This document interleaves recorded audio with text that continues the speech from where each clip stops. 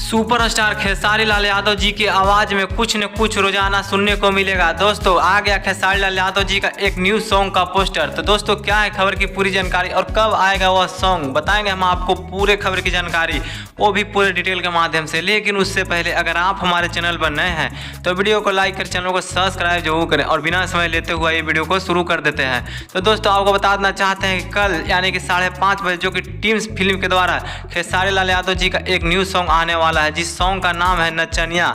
और दोस्तों यह सॉन्ग जो कि कल रिलीज होने वाला है 5:45 में। लेकिन दोस्तों इस गाने को लिखे हैं किशन कांत जी। और दोस्तों यह गाना जो कि खूब ज़्यादा बेहद होगा क्योंकि यह पोस्टर इसका जो कि आज से रिलीज कर दिया गया है। लेकिन दोस्तों यह सॉन्ग जो कि कल आने वाला है।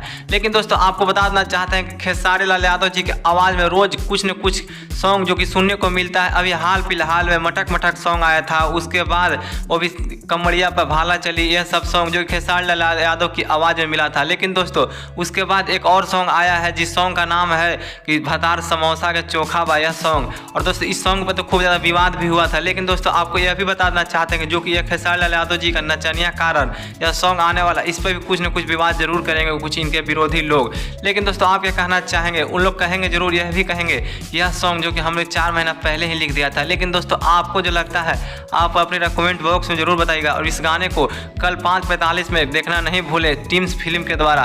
और दोस्तों इस सॉन्ग को सुनकर अपने मोबाइल स्टेटस पर लगाइएगा जरूर।